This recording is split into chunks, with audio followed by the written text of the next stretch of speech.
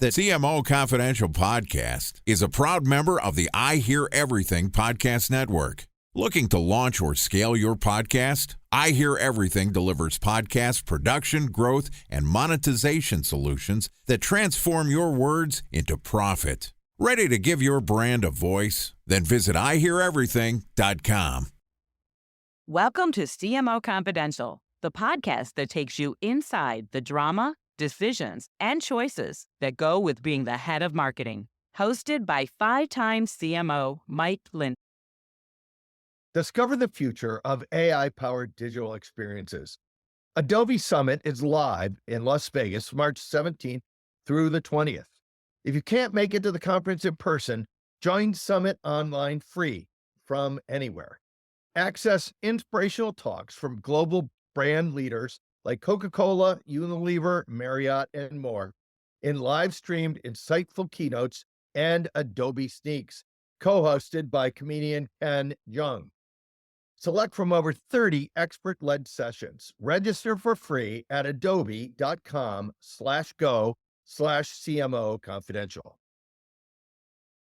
Welcome back to CMO Confidential and part 2 of our episode with Gary Briggs.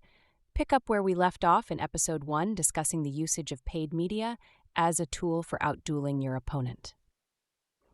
We would run bespoke ads into that feed just to mess with him. So, and I'm sure they were doing the same to us, but, so the way that occurs, and I think this is one of the main insights for, non-political marketers, who probably most of the people that might, be people you and I used to work with, the people that might see this podcast. That is the thing that's stunning to me about politics is the ability to create content at scale, at quality. And I think the thing that I feel about, I'm going to skip over to our former commercial role. My general sense about marketing is you as a marketing organization are responsible for managing the conversations about your brand and your products in the world. And you're doing that in political campaigns for sure. And then you're doing it at a rapid rate and scale. And I think the ability to run messages fast and learn fast, my sense is the people who win in marketing is whoever learns faster. It's a huge distinction that certain companies have. For example, if you were to ask the head of sales at, Google, Meta, TikTok, who are their best advertisers? They're the advertisers who learn faster. With AI and all the splintering of media, we're taking a long time to think everything through. Late is by definition going to be more expensive and most likely wrong. Correct. Yeah. And you look stale and you look like you don't have any momentum with business, et cetera. So that's the thing that I think is most distinct. One of the things that's most distinctive about political campaigns is the speed of execution and the speed of learning. And wait, a lot of times when you're a corporation, you have to get so many sign-offs before you do anything truly creative, right? I mean, legal has to see it. You have to run this through, you got to do competing bids and all this other stuff to make stuff sometimes. How is this process different? Because there's no way you could have that kind of, unless everyone's in one little pod, you could not get through fast enough. Tell us the process. Yeah, I mean, I can't say in our case it was perfect. I mean, linear, so particularly television, traditional television gets way more scrutiny. This is true in lots of traditional companies too. It gets way more scrutiny than digital does. I would say that in the case of digital, Jen, who's the campaign director, JOD, has a very good working relationship with Rob Flaherty, who was the digital director. They worked on the Biden campaign together. They were in the White House together. And I just think they had a shorthand. And I think Rob, pretty flawlessly, I think, granted, there were, there are issues that I'm sure folks will bring up in comments, but had a really good read on the candidates, both Biden and Harris, and also had a really good read on Jen and her sensibilities, and as well as David and others. And so I think that allowed them to create content and run it at a speed that, didn't require the scrutinization that we saw. Now, television is just different. I mean, it's Right. kind of wild that the amount of messages that go through digital that people just skip over versus you know, you ran this one ad in this one place on television and it just creates a news cycle. It's a little, well, it's not little, it's a lot imbalanced. It's still kind of crazy, but as a former boss of mine, I think yours, Bill Oh, Cobb, used to yeah. say to me, yeah, Briggs, all they care about is the film, and Well, it does generate a huge amount of interest, and it's like an iceberg, but you're only seeing the top of the iceberg, and you don't care about the bottom of the iceberg. But it's the bottom of the iceberg that usually sinks the ship. yeah, and not in the case of this campaign, just to kind of cut to it, notwithstanding a few of the ads, particularly in the case of the Trump and the super PACs around Trump running what's called the trans ad, which is Yeah. the everyone talks about. Not much was kind of coming in day out, but what really was, I think highly, highly influential in this campaign was all the organic content, the non-paid media content that people were dealing with. If you look at how people split based upon news source, if you look at how people split based upon education, That's a great example of the organic content making a huge impact.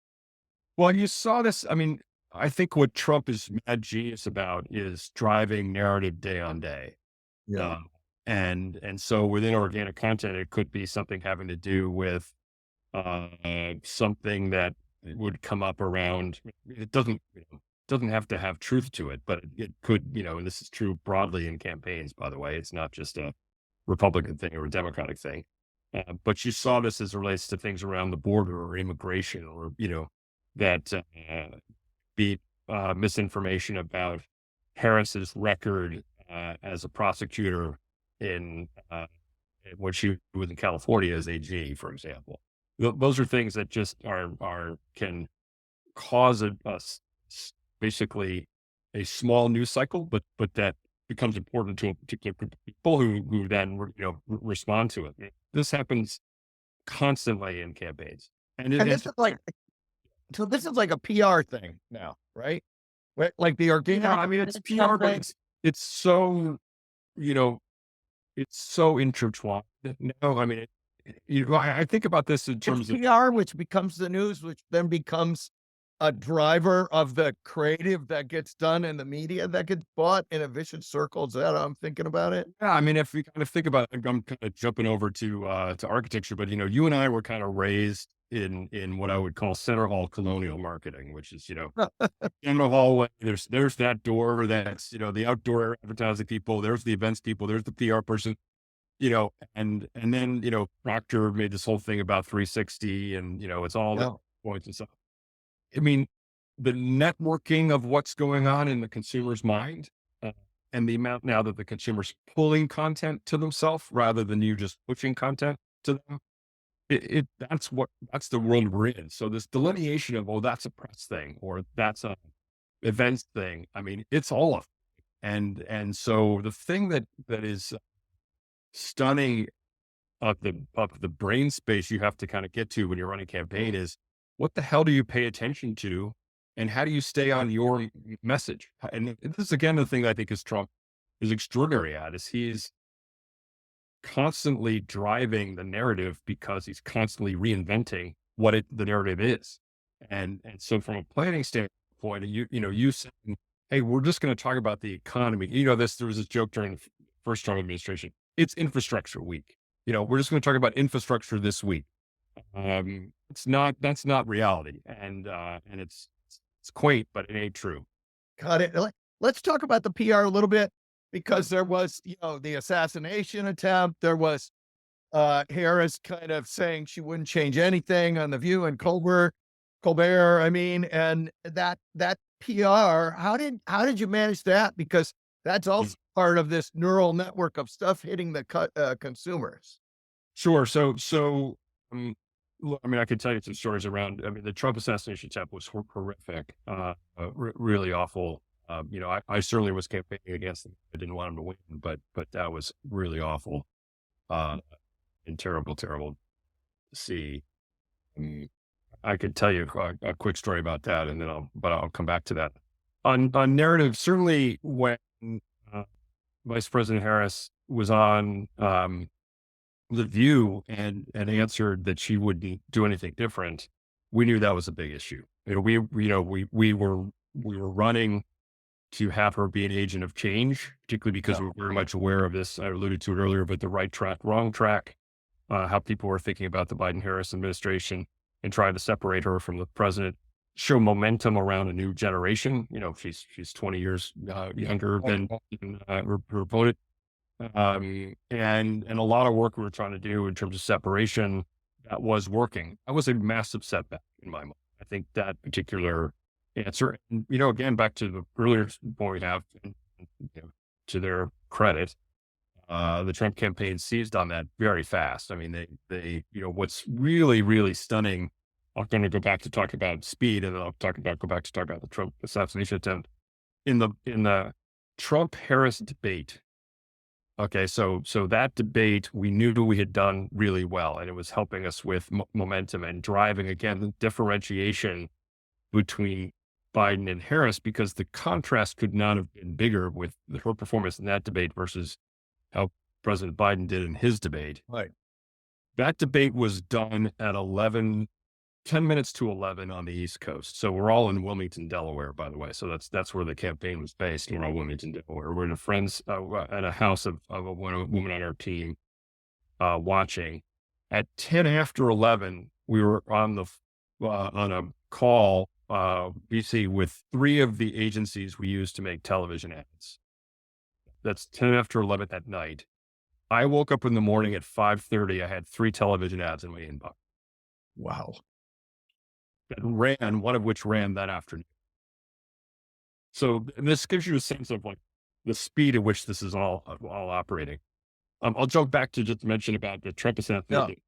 I mentioned earlier that I wasn't particularly busy, and the other practical matter we had, frankly, we were running out of money. The donations started to really dry up after the debate, not in the first week, but in the second and third week, they really started to dry up. And I think it was in the second week when the assassination attempt occurred. And there's a minor league baseball team in Wilmington. Yeah. Saturday night, I'm there for the weekend. I'm not going to see my wife who's on the West Coast. And so I'm like, I'm going to go see a baseball game. So, look, get a burger and a beer Saturday night, summer day. Why the hell, So I didn't bring my work phone, for lots of security reasons, lots of badging in the office, but we had separate phones, separate computers. I hadn't brought my work phone because I wasn't that busy, and I was like, I was in my shorts, I'm not going to carry it. And it's around 6:15 at night or so, and there's a bunch of young people just behind me in this minor league baseball stadium, saying everybody's drinking beer, and they all start talking about assassination attempt. And on my personal phone is where I kept the Signal app, which was, encrypted messaging. And I got a note from some of the campaign that there was this assassination attempt against Trump. And I'm like, oh man, I gotta get home because we had to pull all our advertising. Right. We shut down all our advertising, I think for a week, if I remember correctly, pulled everything. And, by the way, we did that again in North Carolina and parts of Georgia and Florida, remnants of Florida that feed into Georgia. Yeah. When the hurricane and the floods occurred in the Carolinas. Nashville. Yeah. Yeah. So, that was really horrible, and not pulling the ads, but, just the wake of that. And then obviously, that was going to change the dynamic of the race quite significantly, which it did. Hey, so when you were looking at buying all this media and all this messaging, does anybody ever look at oversaturation and say, God, we've done 50 ads to, Gary Briggs this week. Maybe we don't need any more. Or is it just, you don't take the chance. You just keep the pedal to the floor as long as you have money? It's way more the latter. Look, I think there's still a lot to be done of cross-channel integration modeling around saturation. I'll give you a specific example. So the short of the answer, because I know kind of, there's only so much time a podcast can last, but I'll give it shorthand. There is a general sense of more is more, and not taking the chance of not reaching somebody, particularly as it relates to television, which again, I think gets oversaturated. in my commercial experience, I never bought in the US, and overseas we sometimes did more, but I never bought more than about 450 gross rating points in a A week. huge amount of gross rating Huge points. amounts. For those who don't follow this in their daily lives, that's 90% of the population getting a message 5 times in a week. Just our campaign was buying in the last weeks in Philly, about 2,500 gross rating points in Philly.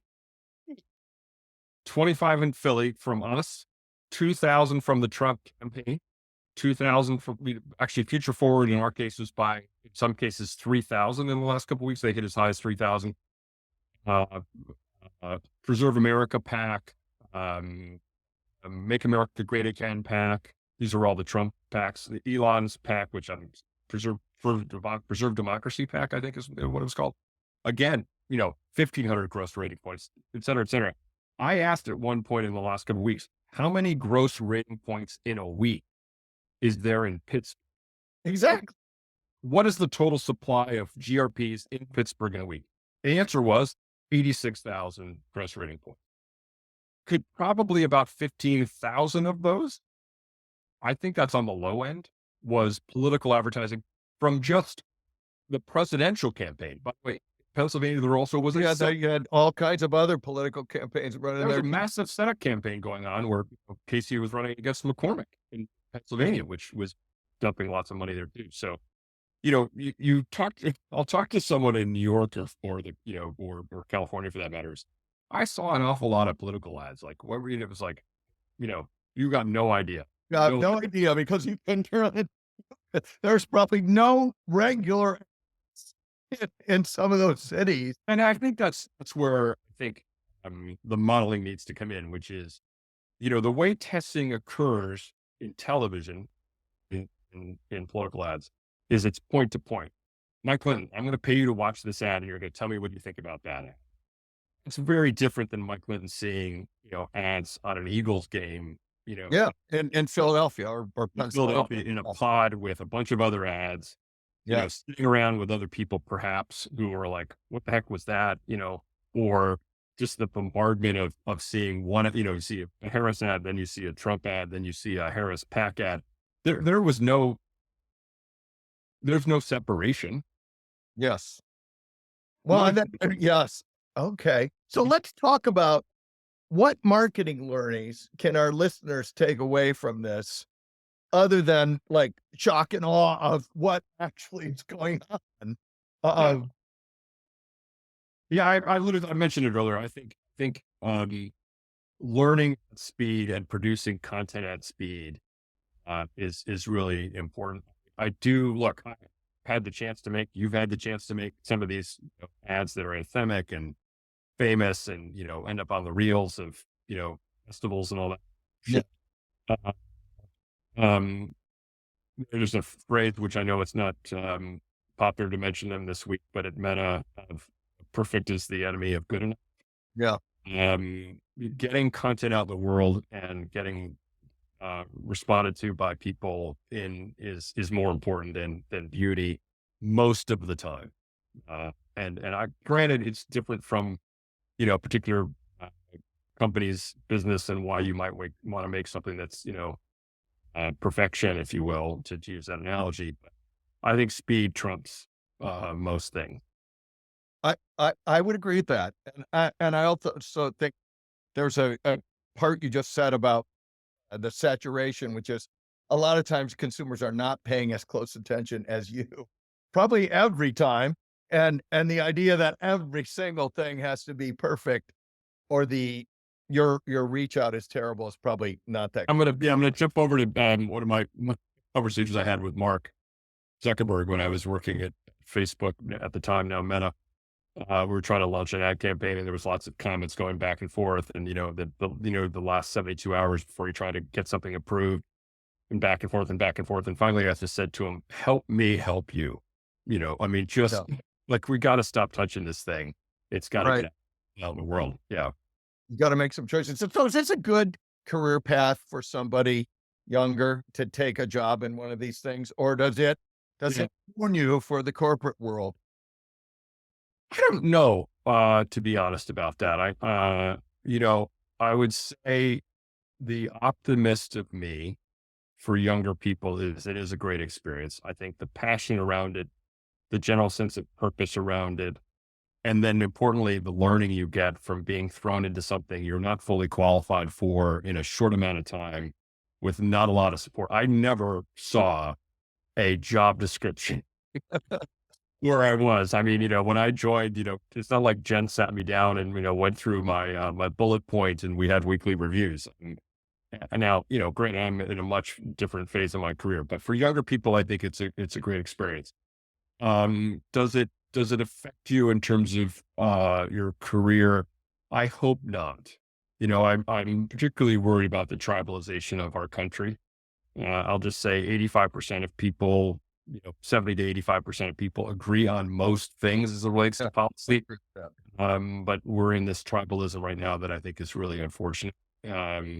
So this idea that, I'm not going to hire that person because they work for that candidate or the other candidate, I hope that doesn't, because I gotta say that the people I worked with and what they've osmotically learned from being in that environment is worthwhile to a lot of marketing organizations. I would agree with that. And that is the first time on our show that osmotically has ever been used ever. So congratulations for breaking through on I the gotta check if that's actually a word, but somebody I'm going to use it. Yeah, maybe. I, Mm. I want to make a joke about the Osmonds, but I won't. So, which brings us, because we're at time, and this has been a fantastic show. It's our last question. It's a two-part choice. You can take one or both parts. You just have to take one. Practical advice we haven't discussed yet, and or funniest story you haven't told yet that you can tell on the air. Gosh, yeah, I mean, it's not really story, but look, I thought about 5, 10 minutes into the debate for Biden, I knew we was going to all change. Yeah. It was one of those things where well, the reason that the Biden campaign and the leadership of the Biden campaign, including the White House, chose to have the debate early, ironically, which is an overused word, but it is Yes. truly the case here, is because the race had not changed since January. At the Right. margins it had, but it had not changed. And the historic nature of that night, being in a room with, I was in my apartment with 5 other people, 4 other people that I worked with. We were all watching who were, to state the obvious, as if you and I joked about, way younger than me. Yeah.